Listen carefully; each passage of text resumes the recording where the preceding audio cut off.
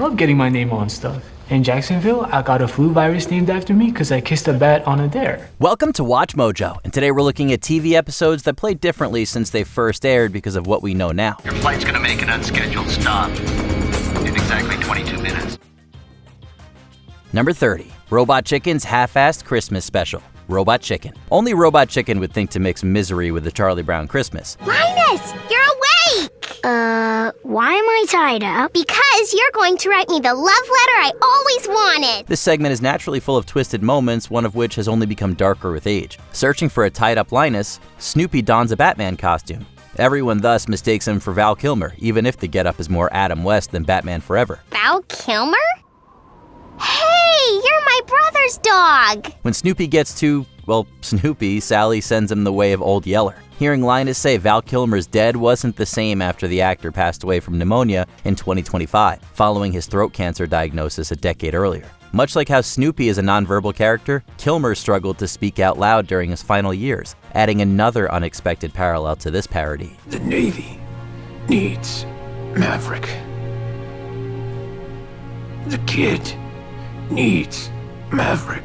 Number 29, I Do, I Don't, The Steve Harvey Show. In 2025, Sean Diddy Combs stood trial in a major sexual abuse case. While Combs was found guilty on some charges, a not guilty verdict was returned for the more serious ones. Nevertheless, it's hard to look back at Combs' media mentions throughout the years without considering certain things. Hey, Steve, this Sean Puppy Combs. Pup Daddy, be my pal. Who are you, man? This joke from Supernatural is one example. So what kind of thing likes virgins and gold?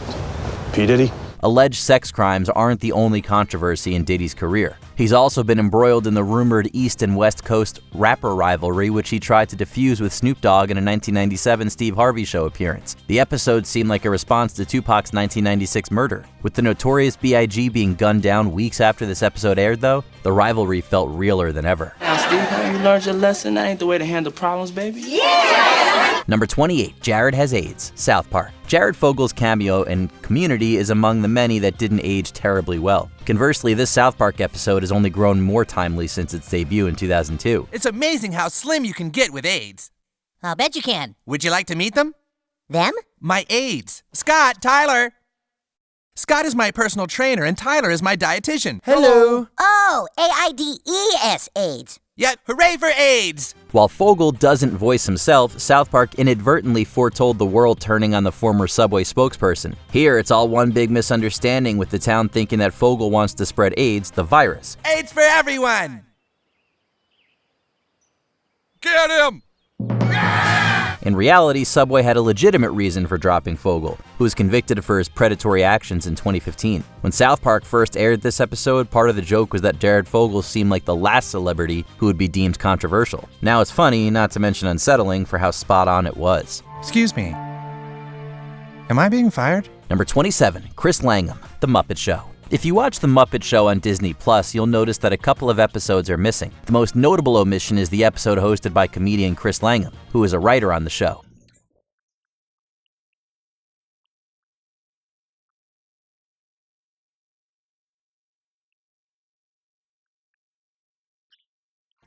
He even shared in an Emmy win for his writing contributions in 1981. While Langham wasn't the biggest name, he filled in as the guest star when Richard Pryor dropped out at the 11th hour. While Langham got the producers out of a tight spot, his presence ultimately hurt the episode's legacy.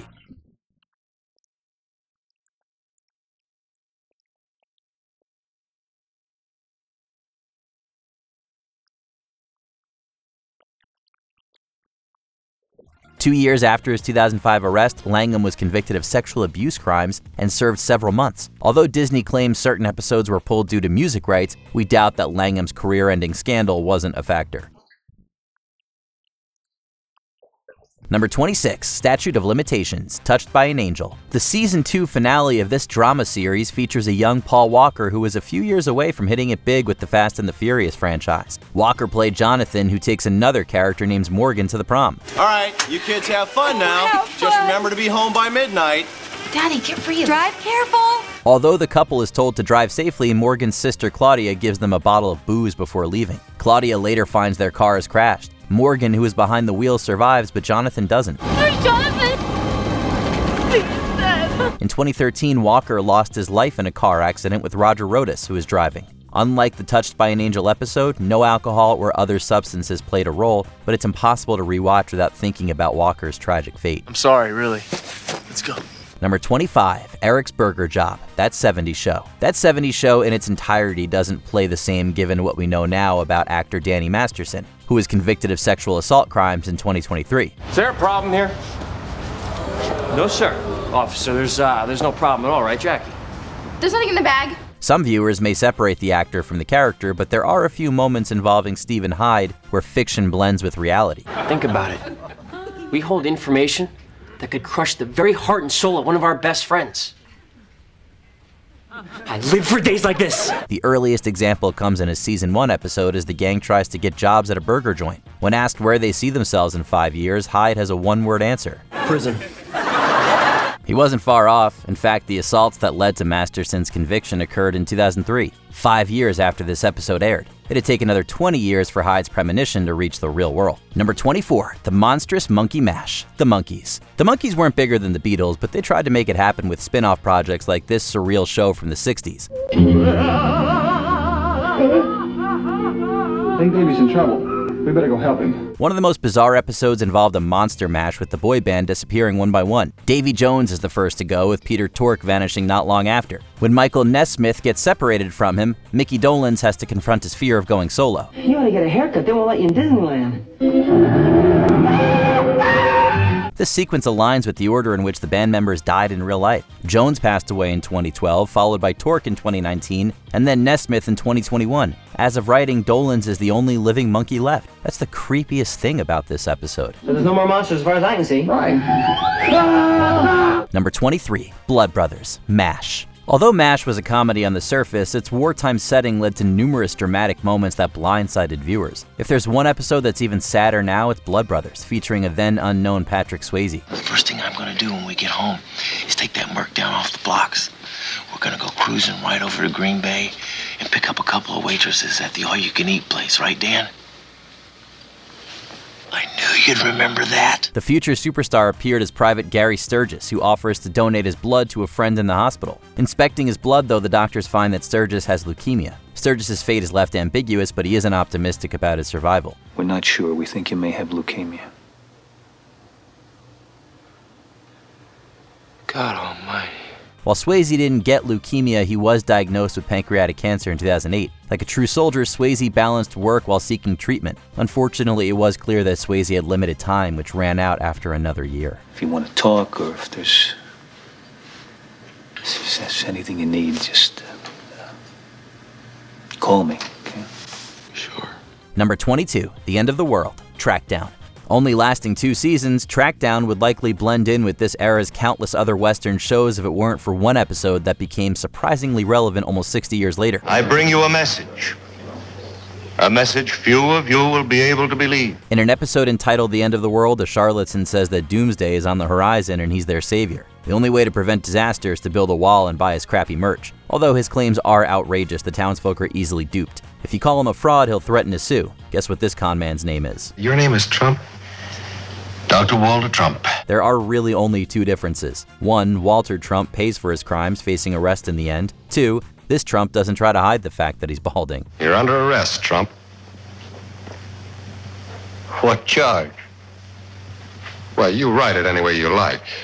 Grand theft, fraud, I think a jury will find it stealing. Number 21, It's Only a Test, Beverly Hills 90210. Shannon Doherty will be remembered for several roles, but Brenda Walsh put her on the map. In the first season of this decade-defining teen drama, Brenda fears the worst when she notices a lump in her breast. So I did the test and I thought that I felt something.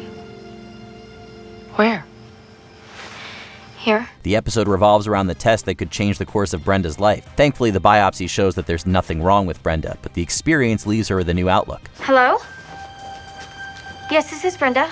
Almost 25 years later, Doherty found herself in the same situation as Brenda, although her results sadly came back positive. While she was in remission by 2017, the cancer eventually resurfaced and spread, ending Doherty's life in 2024. Doherty in this episode nonetheless played a significant role in raising breast cancer awareness. You gave us all a pretty good scare. I know. And imagine how I felt. Number 20, Norm Macdonald and Theo James, Late Show with David Letterman. Although comedian Norm Macdonald received a multiple myeloma diagnosis in 2013, few were aware of his health issues until he died in 2021. And you guys, we all know that David Letterman was the greatest talk show host who ever lived. But Examining Macdonald's career during this period, there were signs that his health was declining. In May 2015, Macdonald performed on Late Show with David Letterman, saying it would be his last time. The late-night talk show was ending its run that same month. But if something is true, it is not sentimental. And I say in truth, I love you. Oh, my God. Oh, my God. Knowing that Macdonald was privately facing a health crisis, though, his parting words take on an even more bittersweet sentiment. Although Macdonald was a master of sarcasm, he tearfully parted with sincere words to his friend Dave. Macdonald lived another 6 years, but his final Late Show feels like a goodbye in more ways than one. Very funny, Norm, and thank you. Thank you for everything. Thank you. Norm Macdonald, ladies and gentlemen. That was very sweet, Norm. Good night, everybody. Number 19, September 13th, 1978, The Dating Game. From Steve Martin to John Ritter, this classic game show featured several then unknowns who would make headlines in the years following their episodes. Easily the most infamous was Rodney Alcala, aka the dating game killer. Between takes, he might find him skydiving or motorcycling. Please welcome Rodney Alcala. Rod, welcome. By the time Alcala appeared as a contestant in 1978, he already had an arrest record with charges including assault and substance possession. Yet Alcala concealed his secret life as a serial killer, repeatedly slipping through the hands of justice. Alcala not only competed on the dating game, but won. Say hello to Rodney Alcala. Rodney, come on and say hello. Congratulations, Rod. You did it with the one answer. Despite this, Bachelorette Cheryl Bradshaw quickly sent something off about Alcala, refusing to go on the date. Few could imagine how right Bradshaw was until Alcala was arrested again in 1979, leading to his ultimate downfall. Because Alcala would later be found guilty of 7 murders. Investigators believe he may have actually killed up to 130 victims based on photos found on his property. Number 18, Mork meets Robin Williams, Mork and Mindy. Between his stand-up roots and headlining major motion pictures, Robin Williams' ascension to superstardom arguably started on the small screen as an alien named Mork. I mean, managed by myself, you know who you're talking to? Yes. Oh. In one of the Happy Days spin-offs more meta episodes, Mork has a close encounter with Williams. It sounds like a silly premise, but audiences got a glimpse of the real Williams that wouldn't truly hit us until the end of his life over 30 years later. When Mindy asks what it's like to be famous, Williams opens up about the pressures a life in the spotlight brings. I don't know why I can't say no. I guess I want people to like me. I hate myself for that. Reporting what he's learned, Mork says that some celebrities are victims of their own fame, such as Elvis and Marilyn Monroe.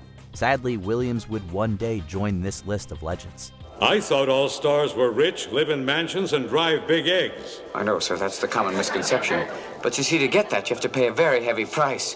You have responsibilities, anxieties, and, well, to be honest, sir, some of them can't take it. Number 17, Finale, Murder in Small Town X. Mixing reality TV with murder mystery, this Fox series aired its final episode on September 4th, 2001. The season's winner was Angel Juadabe Jr., a New York firefighter. Although Juadabe survived this search for a fictional killer, a tragic twist awaited. Maybe wrong at this point because the image is still out of focus, but out of the 5 that are left, I believe Lambert may have done it. 1 week after Murder in Small Town X ended its run, Juadabe was among the first responders called upon during the World Trade Center attacks. He bravely gave his life in the midst of senseless chaos. The murders that had recently occurred in Sunrise may be a copy of the Duchamps murder. Although it was initially believed that Juadabe died with the first tower, his body was uncovered at the neighboring Marriott Hotel, which also collapsed. While Murder in Small Town X wouldn't return for a second season, the show's fisherman statue was dedicated to Juadabe's memory. I would say in about a day or two, we can actually go ahead and finger someone for committing the crimes in Sunrise. Number 16, Don't Make Me Over, Family Guy. Family Guy is something of a reputation for calling out celebrities well before they got canceled. A standout is a 2005 episode when Stewie runs through a mall naked on a dare, claiming that he's escaped from Kevin Spacey's basement. Help! I've escaped from Kevin Spacey's basement! Help me! When a writer pitched the joke, creator Seth MacFarlane was unfamiliar with the rumors circulating around about the Oscar-winning actor. As far as the public was concerned, that's all they were at the time, rumors. To get a joke like this past the standards department, it usually needs to be based on a widely talked about rumor or so outrageous that nobody could construe it as true. You know, it's awfully dangerous for me to be walking around the mall at my height. Fast forward 12 years, the rumors might have contained more truth than even Stewie realized. God, I don't believe this. That is why you fail. Number 15, Sophia's Choice, The Golden Girls. Contemplating their future, the 4 Golden Girls vow to stick together as they grow old. But Betty White's Rose questions what'll happen when only one remains. Let's make a pact that we'll always take care of each other, that we'll never desert each other no matter what. Sophia says she'll be fine, although actress Estelle Getty was the first cast member to pass away, despite being younger than 2 of her co-stars. The seating arrangement in this scene comes off as strangely prophetic.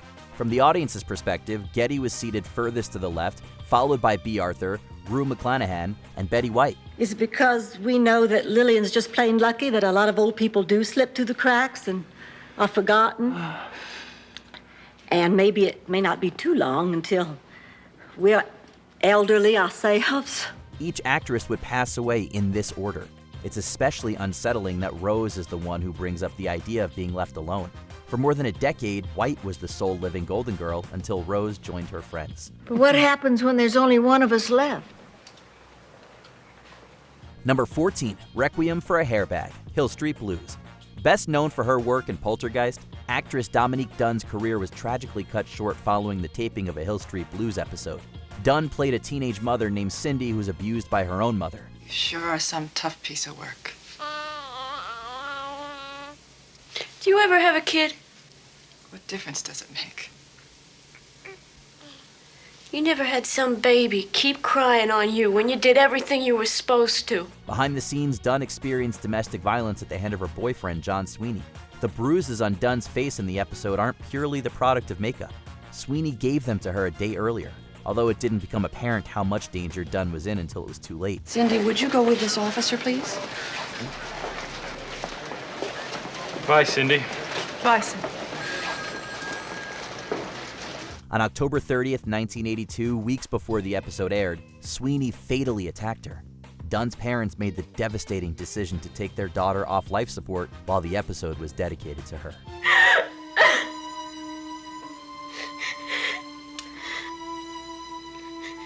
Don't you understand that? Number 13, Yes, No, Glee. Corey Monteith is another talent we lost just as he was getting started. A year before Monteith died from an overdose in July 2013, his character on Glee, Finn Hudson, made a disheartening discovery. Initially believing his father died in combat, Finn learns his death was actually the product of an overdose following struggles with mental illness. Oh, I feel sick. It's a lot to hear. Just, take it slow. But, oh my God. I see everything that was good in him. I see it all in you. Why did you lie to me? Why? The last time audiences would see Finn Hudson alive was in an April 2013 episode where Monteith sang "You Gotta Fight for Your Right to Party." He performed the song with Mark Salling, who also died prematurely under disturbing circumstances. You gotta fight for your right to party! Monteith exited that season a few episodes early to attend rehab. Although Monteith reportedly finished treatment, he wouldn't get a chance to take a final bow. And then you bring your best and I bring my best and we go get another trophy. Number 12, the strong silent type, The Sopranos. As Christopher's substance use continues to spiral out of control, his family and friends sit him down for an intervention. Naturally, Tony isn't afraid to be brutally honest with his protege. Christopher also has some choice words for Tony, saying he'll die from a heart attack by age 50. There he goes, Mr. Type A personality. While fans continue to debate whether Tony died in the final episode, Christopher's prediction would grimly reflect actor James Gandolfini's fate. It's not entirely accurate, as Gandolfini would live to turn 50.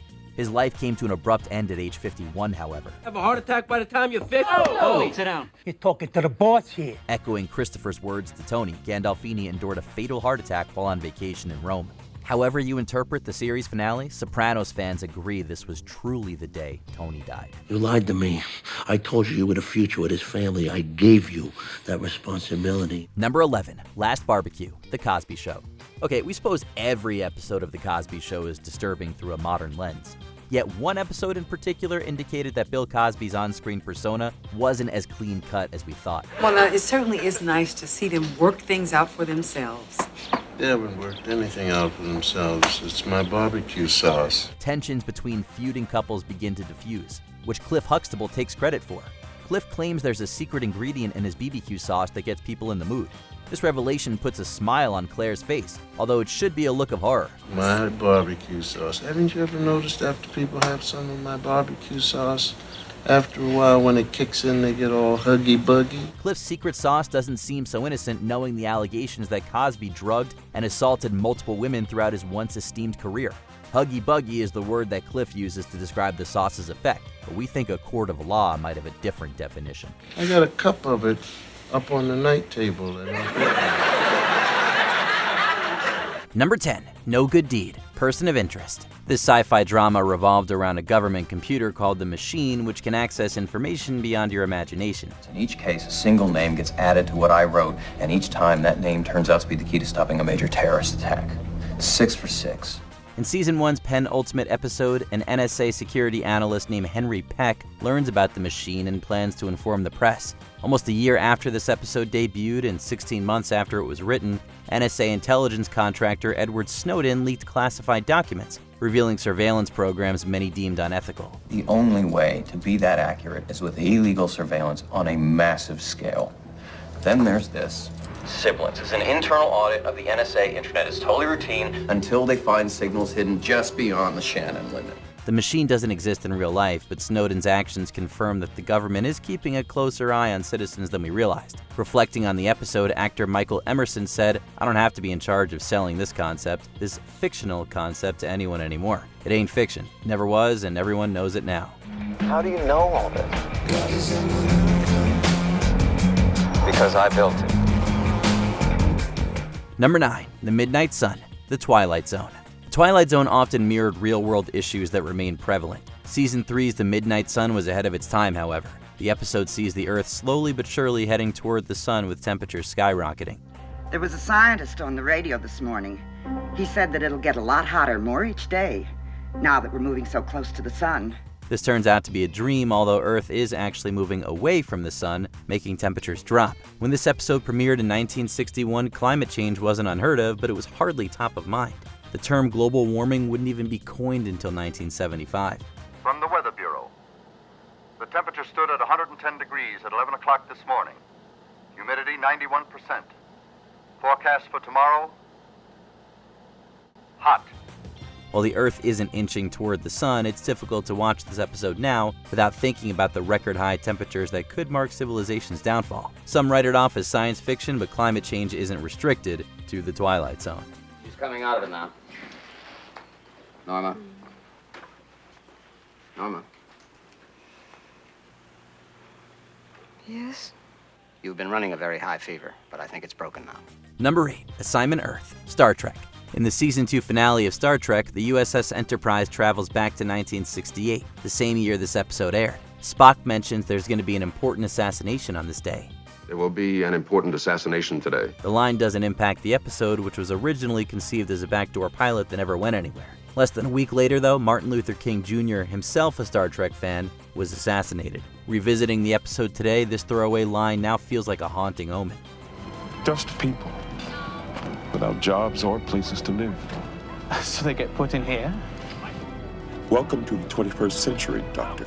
It wouldn't be the last time Star Trek proved eerily prognostic. In Season 3 of Deep Space Nine, the crew visits San Francisco during the 2020s, where homelessness and social unrest are more relevant than ever. Today is where the future and past intertwine. Why do they sound so surprised? I mean, when you treat people like animals, you're gonna get bit. Number 7. Series 22, Episode 3, Grange Hill. Consisting of more than 600 episodes across 31 seasons, this British teen drama had a revolving door of young talent. Actress Laura Sadler joined the cast in 1997 as Judy Jeffries, appearing in 30 episodes. What are you trying to do to me? I mean, Fed's just creeping up on me like that. You scared me to death. I just wanted to talk to you, that's all. Yeah, well, there's nothing to talk about. You shouldn't be on school premises, Alec. Sadler's time on the show came to an end in 1999 when Judy, attempting to get out of a burning storeroom, fell out of a window to her death.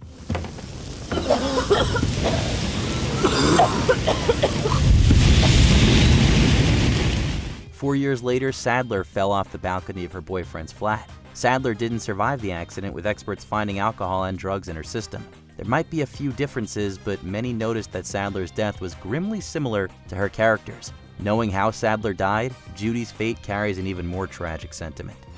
Judy!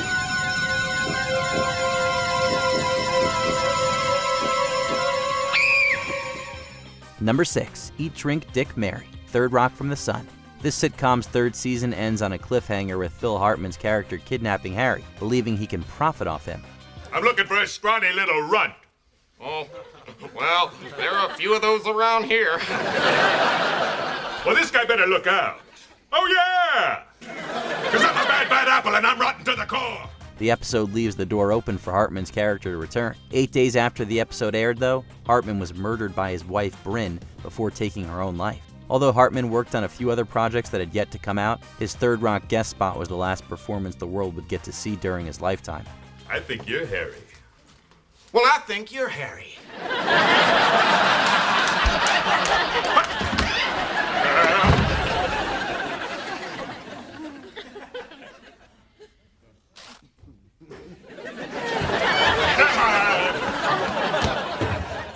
While the showrunners had plans for Hartman's character, his absence would be explained in the season 4 premiere, where Harry is sold to a circus run by Larry Miller.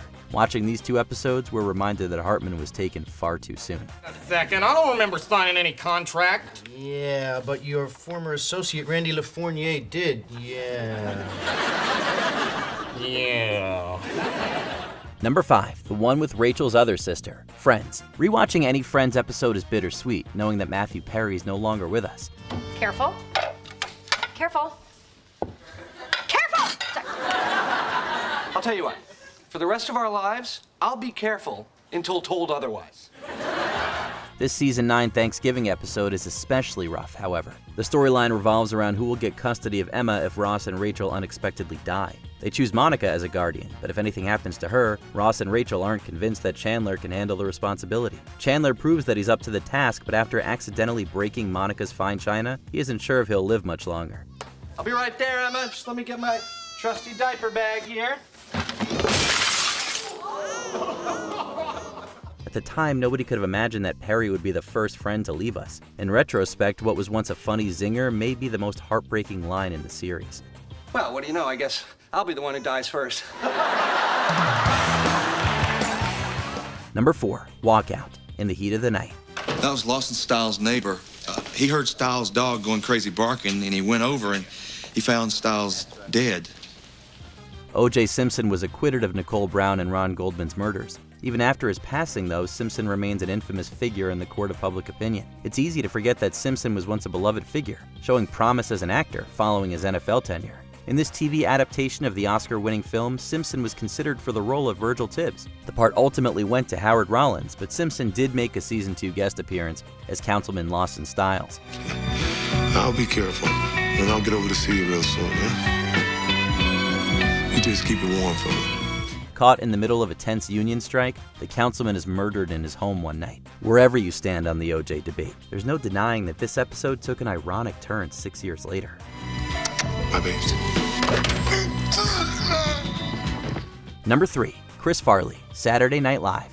But that was then. This is now. This time I'm not just talking the talk, but I'm going to be walking the walk for myself. In season 23, Chris Farley returned to SNL as host. It was Farley's last trip to his old stomping grounds and one of the last times we'd see the comedian alive. Barely 2 months after its airing, Farley tragically died of an overdose. Farley's behind-the-scenes struggles were evident in this episode, as many cast members noticed that he wasn't in the best health. Producer Marcy Klein even worried he might have a heart attack. The opening sketch in particular hits too close to home, as Tim Meadows and Chevy Chase try to convince Lorne Michaels that Farley is well enough to host following his last trip to a spa. Chris has been doing great. And he's completely sober for, what, 2 weeks? Six. Two, whatever. But what counts is Chris is not just talking the talk. He's walking the walk. For a period following Farley's death, this sketch and his monologue were cut from syndication. You know what I've learned? I've learned lessons about responsibility. Being responsible, not only to myself, but to the people around me. Yeah. That means you guys. Number 2, Plague, The Dead Zone. COVID-19 has changed the way we look back on numerous TV episodes, including one of Supernatural that totally called the whole toilet paper thing. Ever get back there? You hoard toilet paper. Understand me? Hoard it. Hoard it like it's made of gold. Because it is. Thanks, Chuck. Oh, you'll thank me all right. Mark my words. The TV adaptation of The Dead Zone arguably came the closest to foreshadowing the pandemic, however. I don't know. All I know is that it's highly infectious, and it may be fatal. Right now, we could all be infected. If we take this outside, we risk the whole town. In Season 2, Johnny Smith has a vision of a deadly virus that originated from China and involved an animal. The characters discuss whether masks are necessary, look to chloroquine as a possible cure, and the coronavirus is even directly mentioned. Well, it took 34 days to isolate the coronavirus that caused SARS, and that's fast. I'm authorizing a quarantine on everyone who's come in contact with a symptomatic person. While COVID-19 hadn't been discovered yet, SARS-CoV-1, a coronavirus strain, had recently led to a serious outbreak. This episode was largely inspired by the 2002-2004 SARS outbreak. Although in 2020 hindsight, it may feel like the writers had prognostic powers like Johnny. It suppresses the enzymes.